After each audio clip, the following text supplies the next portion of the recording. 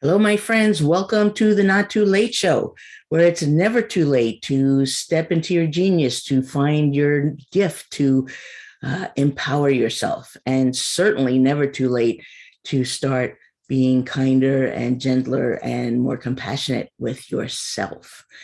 You know me, I talk about self love and superpowers all the time. I am a transformational coach, healer, and mentor, guide, hopefully, for people to find their way to themselves, to their true selves, and be that and give that gift out into the world. So, today, I want to change it up a little bit. A few weeks ago, I had Joann Moore on the show as my guest, talking about her work as a breath coach and transformational life coach. And then shortly after that, she actually interviewed me for her upcoming summit at the time, the Total Mind Body Spirit Summit. And so I thought it would be fun, having just interviewed her, to share with you the interview of her interviewing me. And no surprise, I'm also talking about self-love and superpowers there. So stay tuned for that. It's about 25 minutes long. I'll play that for you. And then after that, I want to talk a little bit about um, inspiration and inner voices, inner wisdom, how to tell whether it's your really coming from your own higher self, or whether it's, your monkey mind just making it up. And I think actually I touch on that in the interview with Joann, but I will go a little bit more in depth. And I want to teach you a really simple way to begin to feel energy and sense energy if you don't already, or even if you do, it's a different way about it. So hang on for just a moment while we queue up the interview, and I will see you on the other end. Hi, everyone. Welcome back. Today I have with me Miché Meizner, who is inspirational humorist, which I find really cool, and spiritual transformation coach and mentor. And Miché uses a combination of wisdom and woo, and her mission is to help others uncover their purpose and step into their own genius. And I think that is absolutely extraordinary. And I love woo, by the way, just saying, because, Right. yeah, I do. When I remember, it seems like 200 years ago now, before I started running a restaurant, I was more natural. And I would always help people with teas and potions and stuff like this. So I was often called a witch doctor. But anyway, it's not about me. It's about you. So how would you explain if somebody asks you what is a spiritual inspirational coach and mentor, or transformational, tripping over my words already, coach and mentor, how would you explain that?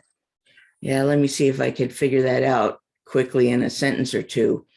I think sort of the bottom line for me is it's about helping someone connect with their own higher self or soul, sense of themselves as a divine being living here in a human experience, right? Rather than a human trying to have a spiritual experience, the idea that we are already spiritual beings, energetic beings who have, come down here to check out human life.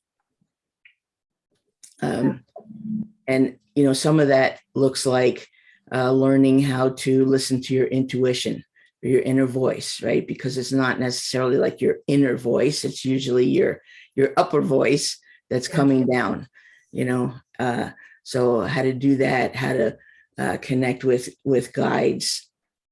Some of it is where I'm actually doing energy work or some process to help clear the way for better connection. Like we come in, we're connected, we're always connected, but we're not always, well connected, right? So it's like a phone call where maybe, you're dropping the call or there's too much static or something. And so on a personal life level, I'm helping you, get the best signal. Cool. And I like the way you said inner voice versus the higher voice coming down, because often and I remember doing this myself a while back because I was so restaurant oriented. People said, listen to your inner voice. And I'm like, my mind is talking all the time. I don't really want to listen to that all the time. Right. Right. Yeah. So there's a difference between the inner voice and the inner voice. Yeah.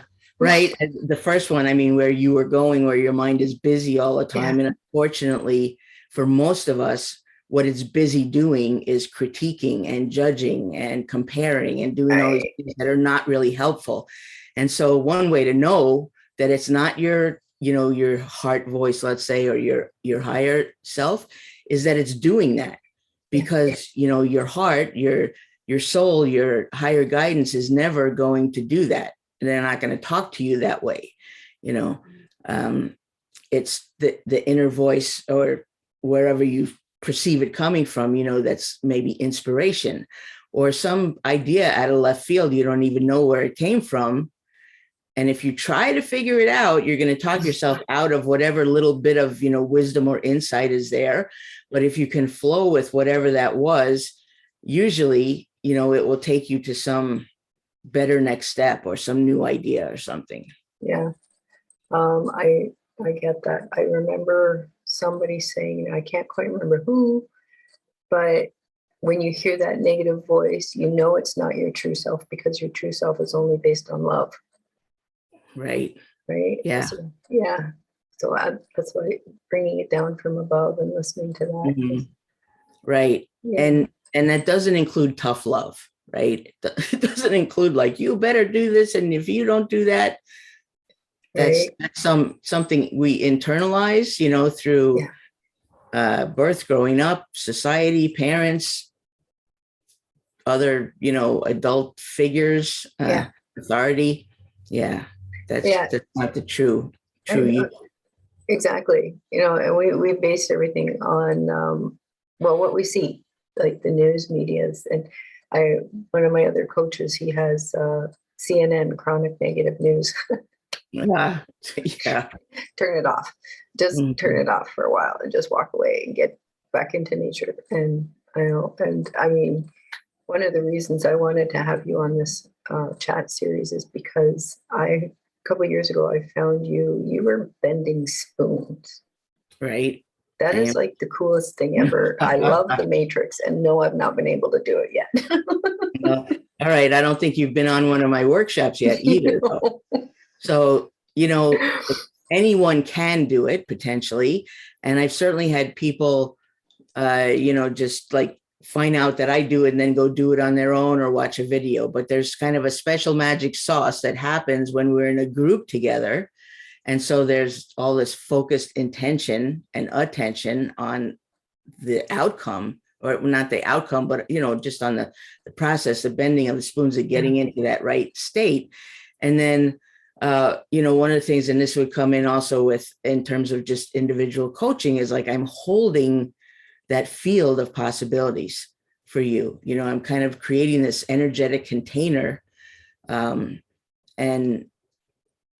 removing the limitations energetically, or even, sort of mentally, because during the workshop, I'm talking about, how we are energy, and how like that mind that we were just talking about, has no place in spoon bending. Right. Yeah. And that's one of the cool things about it. Like, you bend a spoon, the spoon bending itself is cool and it's fun. And then it spreads out into all these other useful tools or understandings. And one is that you really hear that negative inner voice. When you go to bend a spoon, that stuff just pops right up. Some people aren't aware of that critical, judgmental voice, which is what limits us a lot, keeps us from doing this, that, taking risks, And so setting that aside for even a moment allows us to tap into something really greater that we are, the energy that we are, the limitless possibility that we are.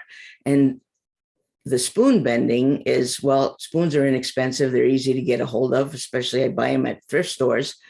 And so that's easy, but it's also immediate, because what you're seeing with the spoon bending or a lot of other or not with a lot of other exercises. Spoon bending is like immediate. You sit down, you want to do it. Not everybody does it, or it's not do it immediately, but the majority of people can do it in the one workshop.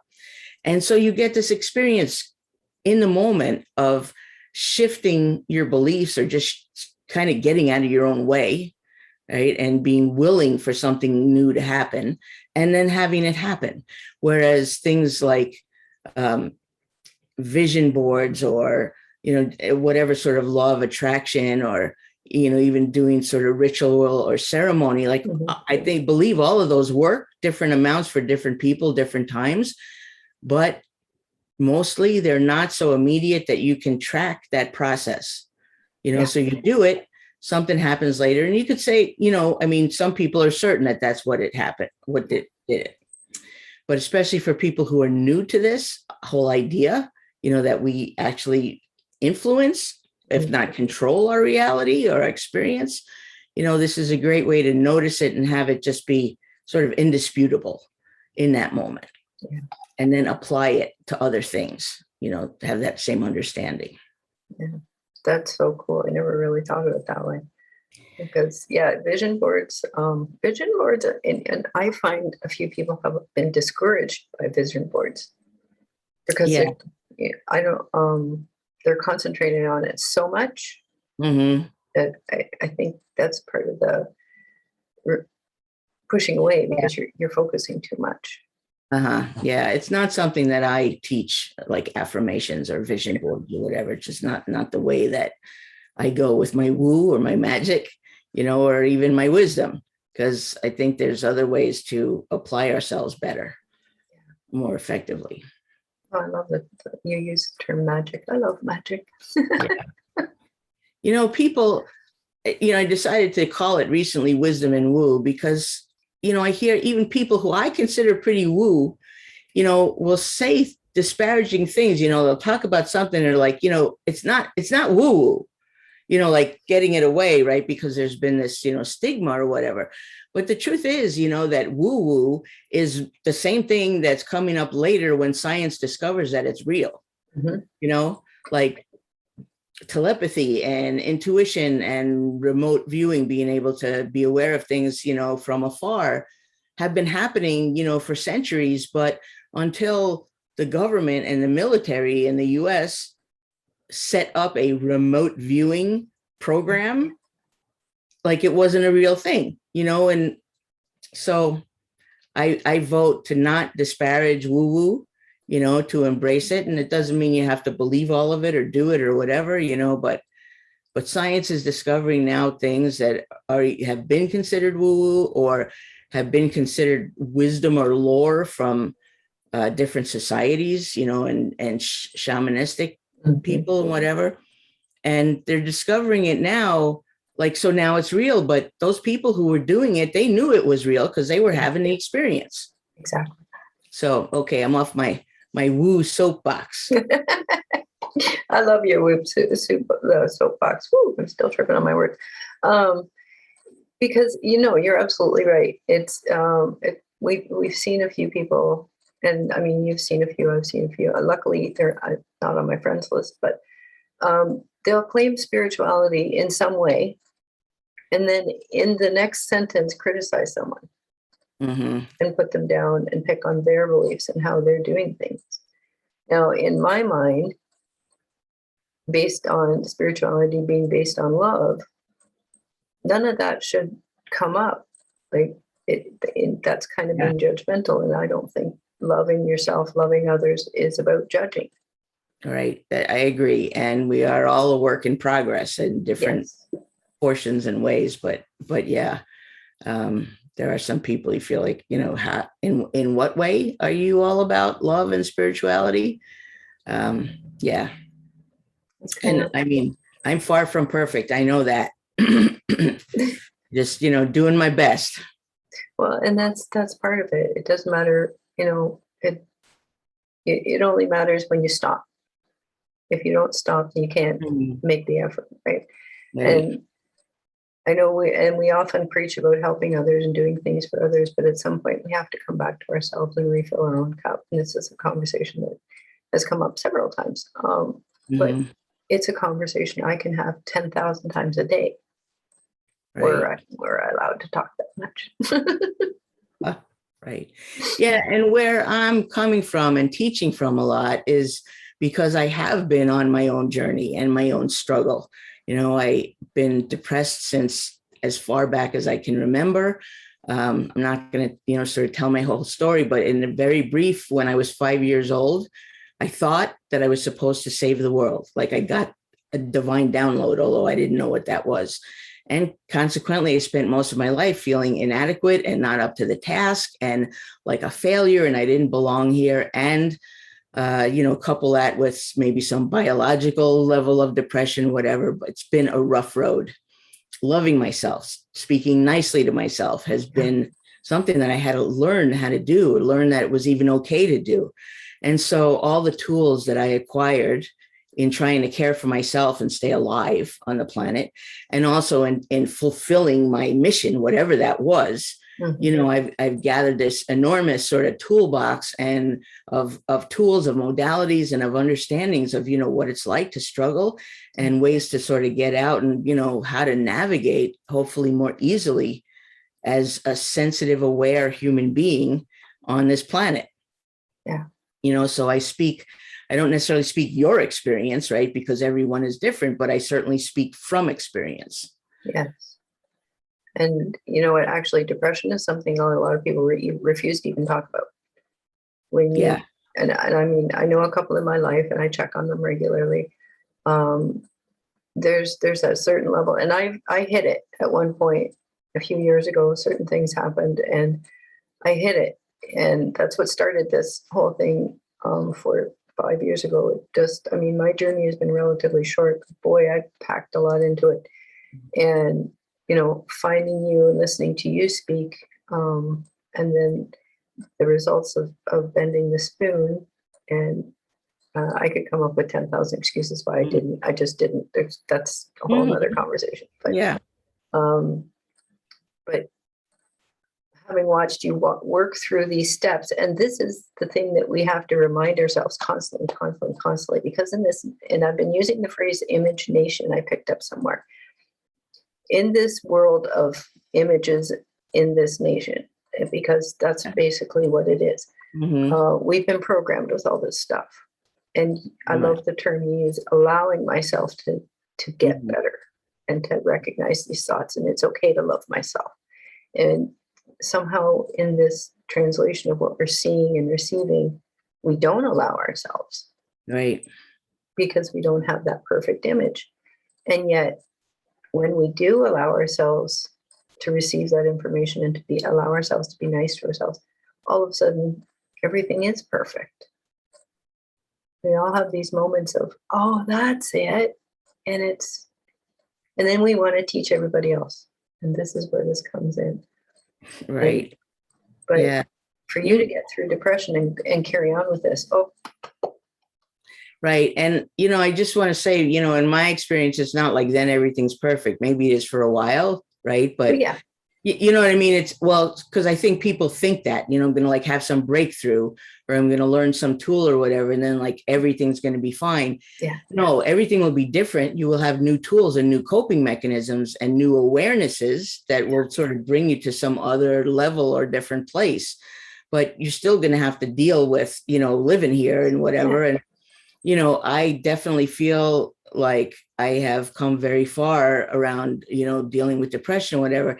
And I still struggle with it sometimes, but I don't stay there. I don't get stuck there for, even a month, let alone, 6 months or whatever. Yeah.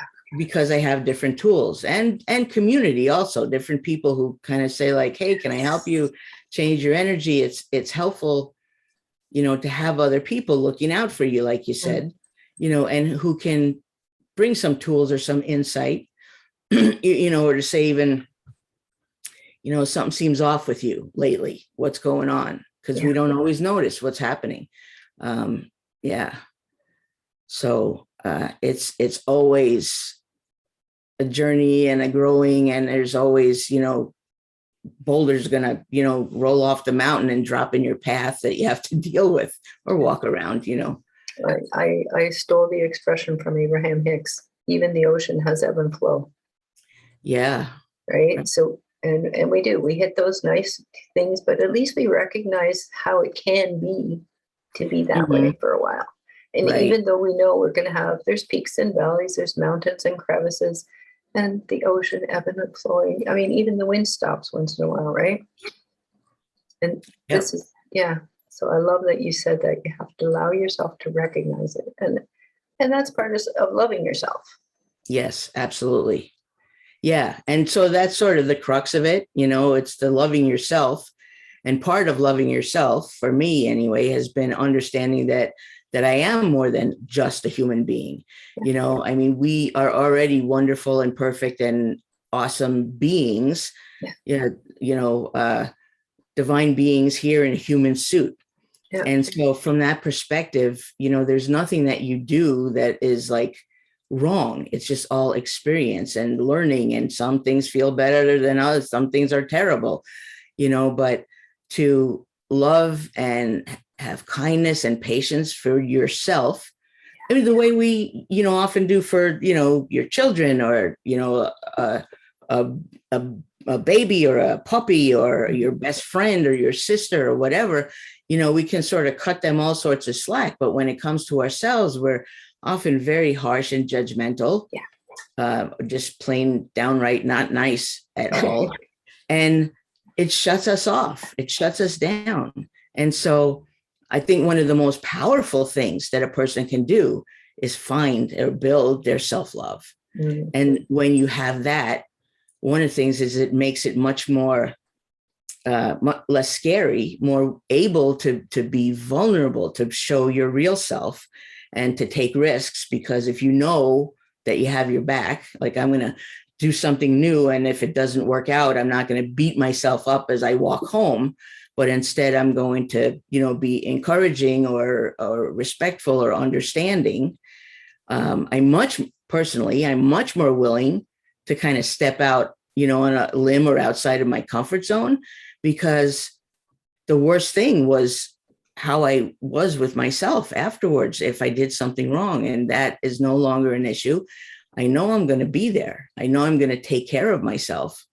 And so it doesn't feel so bad, because really, like public speaking, being on a video or doing something live or whatever, we usually think that we're embarrassed or scared or whatever to be in front of other people because of what they're going to say and what they're going to think. But I think if you drill down a little bit, it's because of how you're going to feel.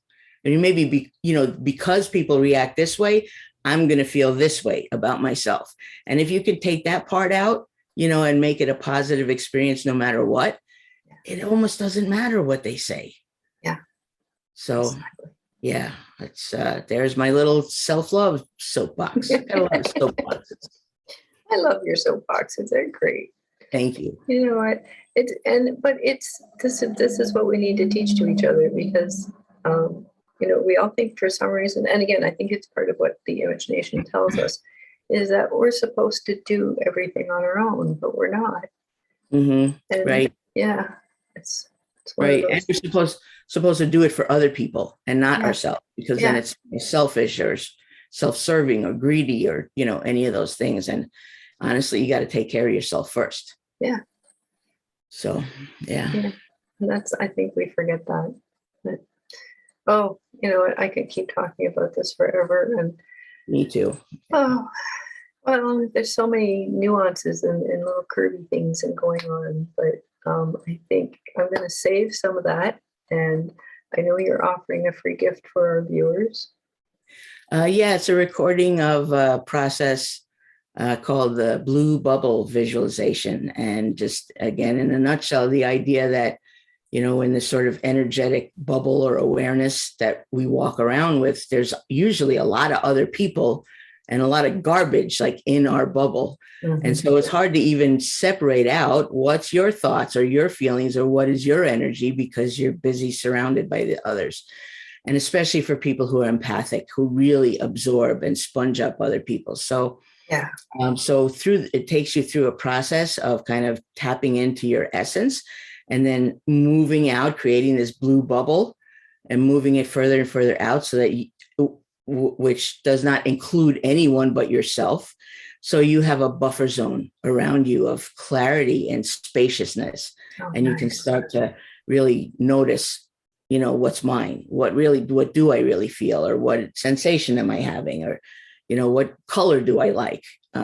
So it's very useful. And when you get good at it, you not only, have to like sit and do the visualization, but you can just be out in a grocery store, and suddenly start feeling all cranky for no apparent reason and just pop your bubble out, and just get some space. Yeah.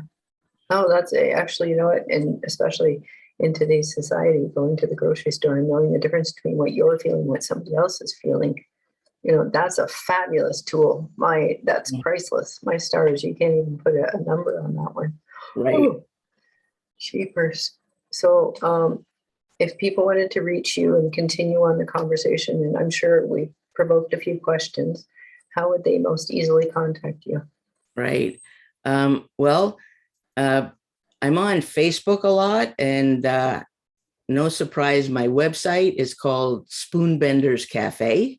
Maybe that is a surprise. It's a virtual cafe. There's no coffee. There's just really, just spoons involved. Whoops. How do we do that? Yeah. So anyway, on Facebook, I have a page called Spoonbender's Cafe, and also a group that I run pretty quiet lately, but it's called Spoonbender's Cafe Group. So you can find me there, or you can write to me, Miché, Miche, at spoonbenderscafe.com. Awesome. Yeah. Oh, that's wonderful. Yeah, because I know we can have this conversation. We can keep going down, but I want people to contact you because this is a fabulous conversation. And I know I've watched some of your coaching, even though it wasn't in a one-on-one session. Through your spoon bending, there was some coaching involved in that. And I think what you said at the time, I needed to hear. Right. And, based on what I was going through at that point. So yeah, your advice was helpful. That's good. Awesome. Right. Yeah. And I don't work off some, a set script or just a set, protocol. We do this and this and this. I really am in the moment with my intuition and my guides and higher awareness bringing through. And, I don't know why I chose, this story to tell instead of that story, but I trust that's because somebody needed to hear what I was saying. Yeah. Well, I know you showed up in my life when I needed it. So, I'm glad. That's the whole purpose of this chat series, is to highlight all the people that helped me over the last few years. And I know that some people are going to be contacting you because you've just hit a bunch of points that I remember going through. And yeah, very helpful people. Give yourself some time and contact Miché and enjoy the ride, because we're not meant to do this alone. And I know I've said this before, but we're not meant to do this alone. And there's so many people available to help us on any number of levels. So. Right. And we are here for the ride, not for the destination, particularly. Good point. Yeah. All right. Point. Thank you. Thank you for having me. Oh, thank you for being here. And on that note, because I can't say it any better than that, we're here to enjoy the ride. I love that. Thank you, everyone, for tuning in today, and we will see you again soon. Have a fabulous rest of the day. Bye for now. Bye. Okay, and we're back. I hope you enjoyed that. My mother, who has been one of my staunchest fans and supporters, bless her soul, and thank you, Mom, listened to that interview and actually called and left a message and said it was stupendous. Now, she definitely is biased, and she certainly appreciates who I am and what I do, which I am ever grateful for. This was definitely the first stupendous that I have ever received in my life. So I was already feeling pretty good about that interview. I went into it, I think, with really no expectations and with a level of calm and relaxed that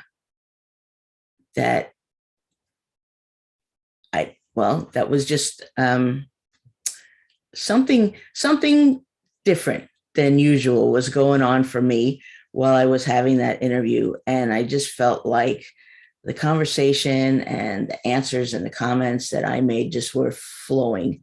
It was nothing, pre-recorded, premeditated, pre-decided. I just really was in the moment.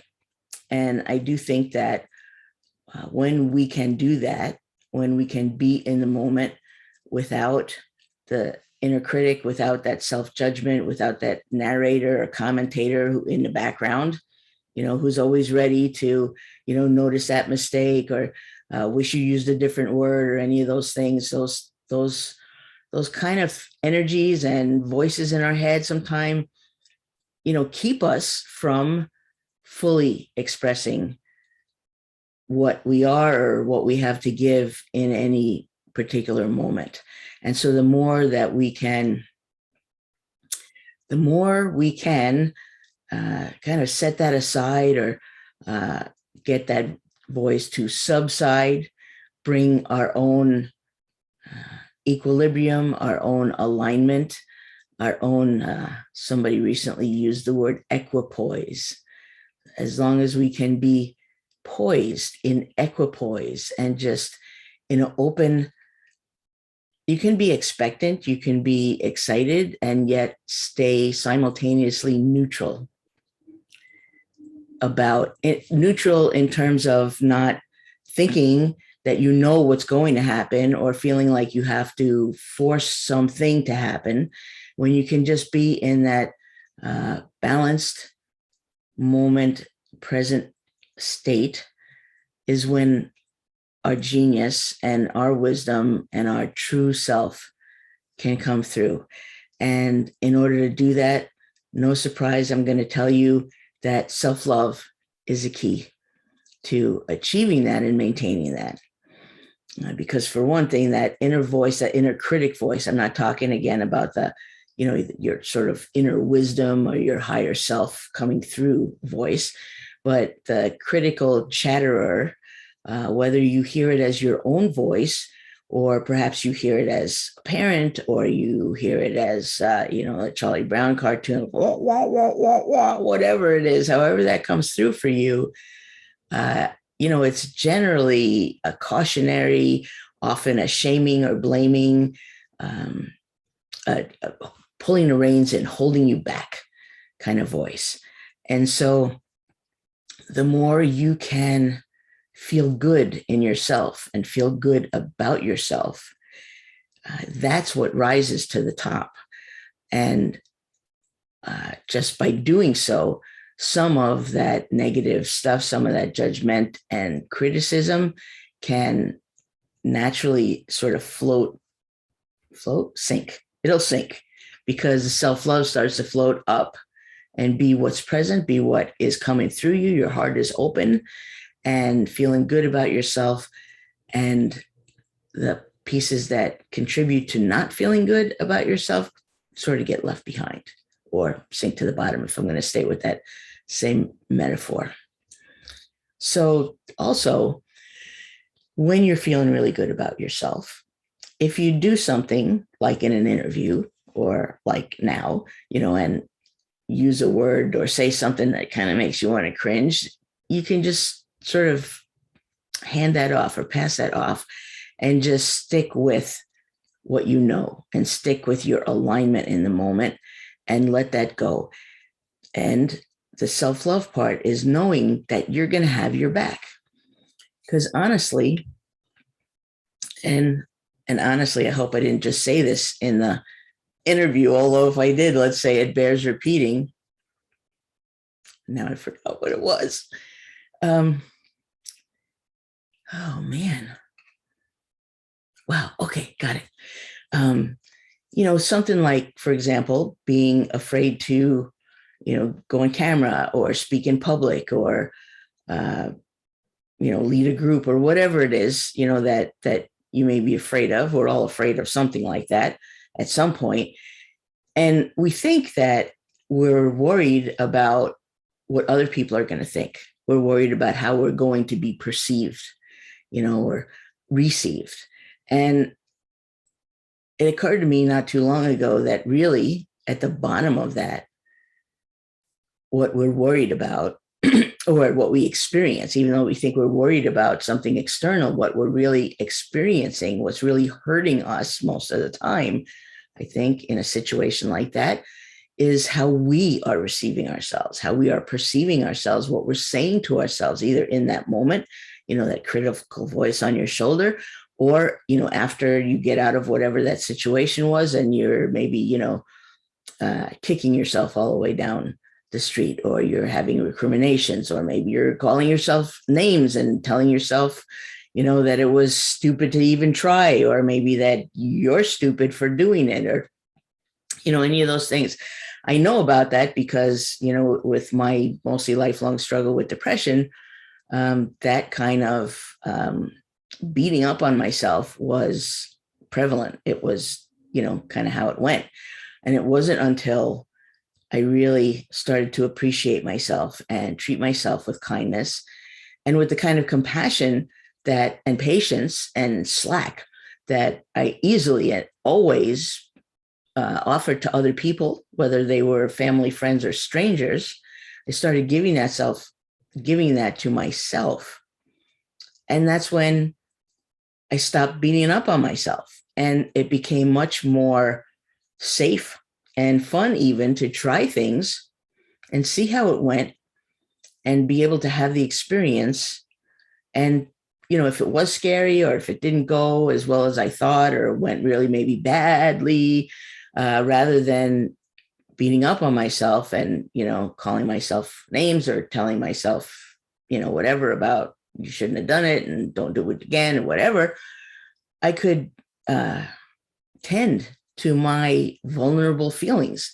I could tend to my heart that maybe felt like I had, exposed something tender, and it kind of felt squashed. And so instead of squashing it further myself, I could be there for myself, right? I could soothe myself. I could appreciate myself. I could call a friend to appreciate me. I could do something to distract myself, whatever it was, but it wasn't adding fuel to that fire. So the more you can practice that, and one way is to just by intending to notice where and how you maybe put yourself down or hold yourself back, and to see, what's the fear in there, or what you feel about yourself, what comes up there, and then to change that story and to decide to treat yourself differently and approach yourself differently. And every little bit that you do, every time you do that, it builds, and your being starts to get the message that this is the way that you want to operate, that this is who you want to be going forward, and that critical, judgmental, even trying to keep you protected by keeping you small voice starts to get the message that it's not the one to run the show anymore. And actually, those voices, they usually started out somewhere. The seed of them happened, in some way to protect you and care for you. But then they tend to kind of get out of control, and they outlive their usefulness, and they outlive their welcome, but we don't even realize it. We don't even realize we have these kind of like ugly house guests in our head. And so we don't know to kick them out. So my advice, start to notice them, notice what they're saying, because you'll see where you're getting stuck. Often has a lot to do with what that part of your awareness is telling you, and change the story. Nobody speaks to me like that in my house, right? Did anybody ever say that to you? Or, something you would, see in a movie or whatever, right? You can't talk to me like that in my house. Okay, well, how come you let yourself talk to you like that in your house? Okay, well, so there was a whole riff on talking to yourself and not being mean to yourself that I didn't intend, but there it was, just sort of like the interview. I show up, and I trust now that what comes through, what I wind up talking about when I'm present and paying attention, is needed. Somebody is listening to this and is thinking, wow, I really needed to hear that. And some other people maybe just, it's like, yeah, okay, I knew that, and maybe one of you heard this, not so much because you needed to hear it, but because you're going to come across someone in your path who you already know well or don't know at all yet. And what you just heard here and how you took that in is going to be some vital piece for them. And there are no accidents. So just stay alert, stay awake, stay present, keep loving yourself, and see what shows up. Okay. So I did promise that I was going to talk about how to tell your true kind of inner wisdom, higher guidance, inspiration from your monkey mind and everyday just ego thoughts. And what I was just talking about is actually a big one, because your true inner inspiration from your heart, from your higher mind, is never going to talk to you in the ways that I was just talking about. So if it's coming through that way, if it's just really pushing you over the edge, trying to force you to do something, even, it's holding you back or pushing you, it's not the one. If it doesn't feel like sort of a kind, loving, wise friend or counsel or guide, then it's not coming from that true love, heart, and soul place. So that's a very good first clue. The more you start paying attention and kind of asking to see and hear wisdom, guidance, then the more you're alert for it, right? We get so busy. We're so easily distracted. I distracted myself just a moment ago, just in the middle of my own sentence.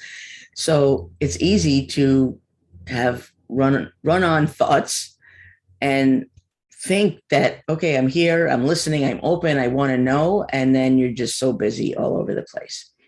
So again, presence and being in the moment.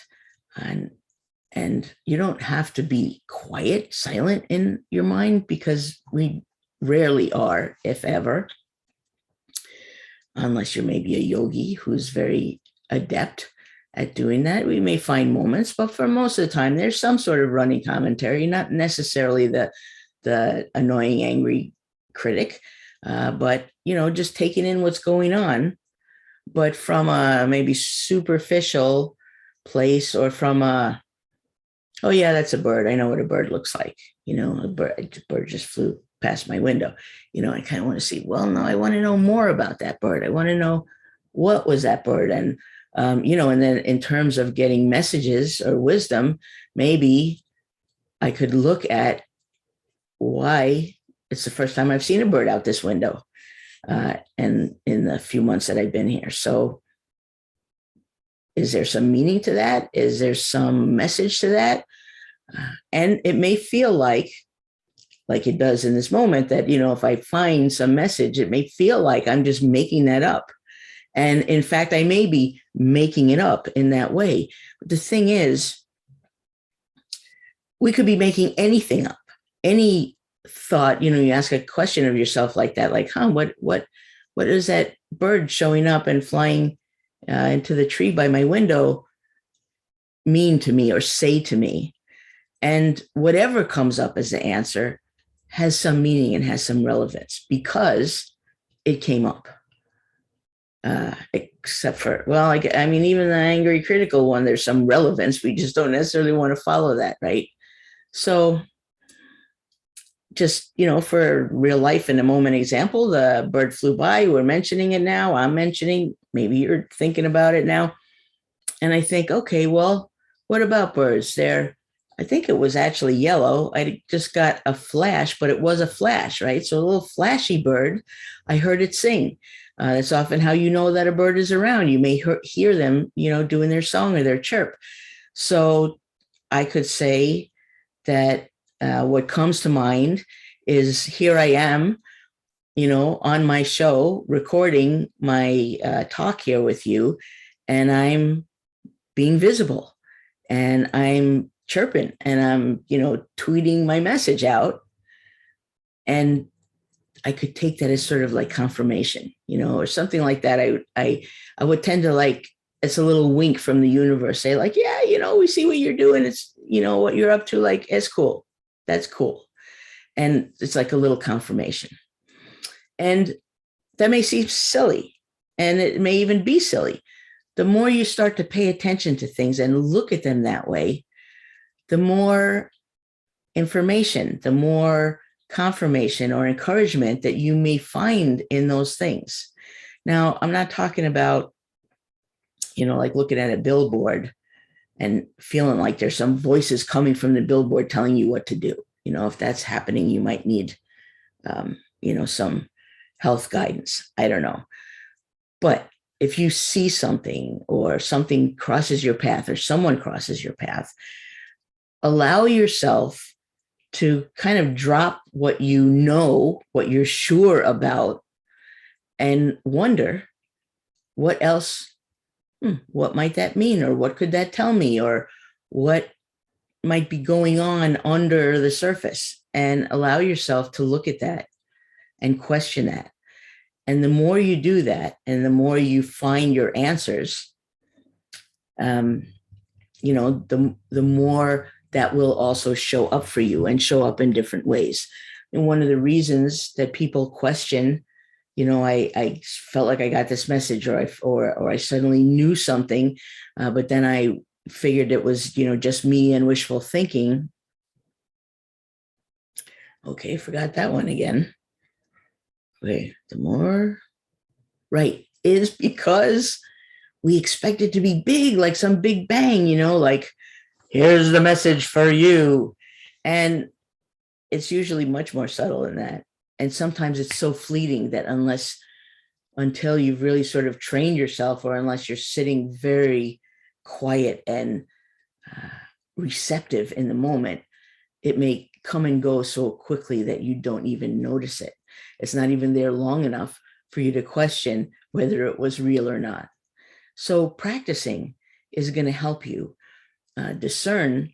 There are going to be times where it's going to feel right, or you're going to get some sense and it's going to bear out. You're going to get some feeling about how your day is going to go, or about maybe running into somebody, or how a meeting is going to turn out. And I don't mean that you're going to decide it and try to force it to be that way, but you're maybe going to just have some sense. You're going to have like a premonition, or you may be going to, hear some inner voice as from some, like, it could be, I say voice, but for me, a lot it's silent. It's more of a knowing than a voice.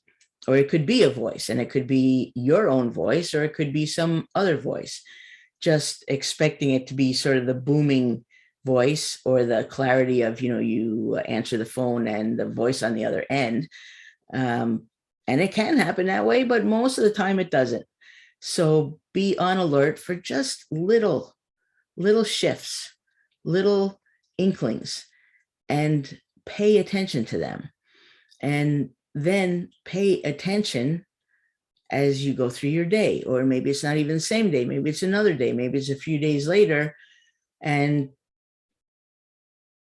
you came across a hippopotamus, when a hippopotamus like flashed through your head, on Monday. And then on Thursday, you were driving down the road, and a van with animals, painted on the side, pulls up next to you at the red light, and there's a giraffe and an elephant, and yes, there is a hippopotamus. What does that mean? I don't know. Maybe you would know. You have to ask yourself that. Just on the very kind of top surface, what it means is you're paying attention, or actually maybe not so much that you are paying attention, but that some part of you, some higher guidance, some wisdom is trying to get your attention. And so kind of planting these, you look here and then it shows up here. And it's an exercise, and it's something that you grow into and expand on. And I say that while also knowing that some people came into this life already, turned on, tuned in, and knowing it, or turned on, tuned in, and not knowing what it was and are discovering that later. And then a lot of other people like myself, it was until I was in my 30s that I really started paying attention and noticing how much I already knew, how much information I was already receiving if I could only get it past, the gatekeeper of the critical, cranky, judgmental one. Okay, so there's some stuff to work with. And these are the kind of things that I work with people in my group programs. Work with people as a group, but then also in the groups, there's always time to do a little bit of kind of laser coaching and help, you specifically work through, get past whatever it is that may be sticking you and not letting you find your voice, your receptivity. And I also work with individuals doing the same sort of thing. And by teaching, by coaching, and then also by doing some healing of beliefs, limiting beliefs, and energy work to clear out flotsam and jetsam in your field so that you can receive a more clear signal. And also when you're sending your message out to your own higher guides, to angel, spirit, whomever, that the message is also getting out there with greater clarity and coherent, right? Not kind of a wobbly message or a wobbly signal, but a strong, clear, kind of a laser pointed message is going out. So that's something, if you want to look into more, talk to me about, the different programs that I've got running at any given moment, and or about working with me individually for, one session, many sessions, wherever you want to take it. My mission in life, more or less, is to help you be the youest you that you can be, the youest, clearest, most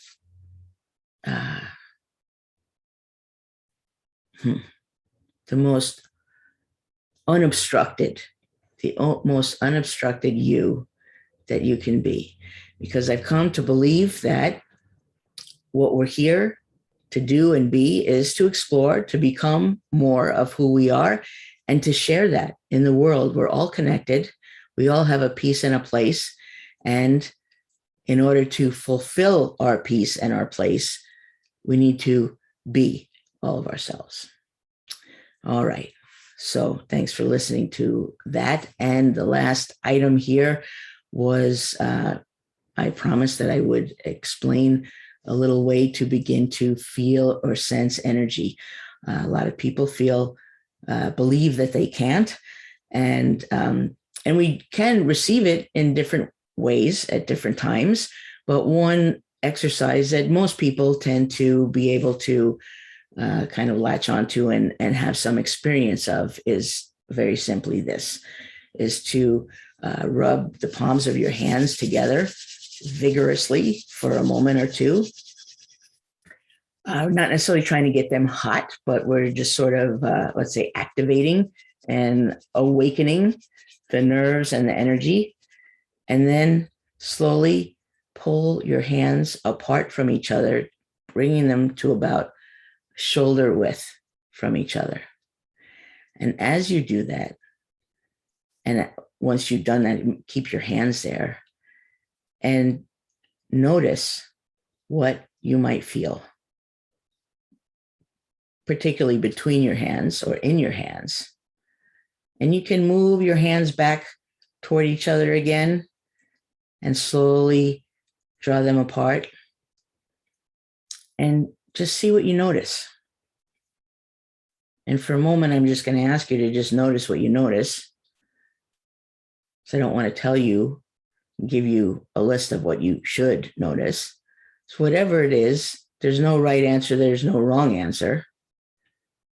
It's just your experience. And that's how you're going to receive things, feel energy, receive messages, hear intuition, is going to be, for the most part, in your own way, whatever that is. So part of getting better at any of this is to recognize what is your way. And for some, it is a physical sensation. For some, you may hear things. Now, I don't know if that would be true with this exercise because this is mostly focused on physical sensation, but I don't know, you could try it. Just take a moment here and with moving your hands closer to each other and further apart, is there anything that changes in your hearing? So I will say that I've had people do this and focus on their hands and maybe see the energy as a particular color. You notice, okay, I don't see it so much in a moment, but I have a sense or I have a knowing of, I feel like my right hand is yellow and my left hand is green. Again, I don't know what that means. I can start to ask questions, see what the answers arise. As I asked myself that, I got, well, green healing. Maybe my left hand, my left side is feeling stronger, clearer than my right side is feeling. I mean, it's yellow, but it's kind of a blah yellow, kind of like a mustard yellow. So maybe I'm going to send some energy with my left hand into, like from my palm or from my fingertips into my right hand. And now my sense is that my right hand is shifting to blue. You can just keep playing like that. And if it doesn't come up, if you don't get that, that's fine. Most of the time in a, first round or two of this exercise, people often feel that there's like an energy between their hands, like the air is sort of spongy, like it's not empty, like there's something that you can sort of, squish as you bring your hands together, like there's a little bit more pressure between the hands. And then maybe as you bring your hands apart from each other, you might feel this energy, this ball of energy, of vibration, stretching out and covering this wider area that your hands are. And you can just play with that. So, you can feel it. Your hands might feel different. You may feel warmth in your hands. You may feel tingling in your palms or your fingertips. You may feel some numbness. I sometimes feel something in my forehead when I'm working with energy, when I'm being aware of energy. My forehead kind of tingles, or the top of my head starts to sort of buzz. So all of these are clues, messages to myself of just greater awareness, right? So that maybe I'm not noticing that my hands are picking something up, but if my forehead starts to tingle, I say, oh, okay, what's going on? And I bring some awareness and I start questioning. So as you learn your little tells or your ways that you change just under some intentional energy, then you can also use that as clues to find out more. And I would love to hear how this went for you and how it goes for you. I hope you'll give it a little bit of practice now and then and see what arises for you, see what you notice, see what you're finding out about yourself and about energy. You can also put your hand out toward someone, toward your pet, toward a fruit and notice if you feel anything.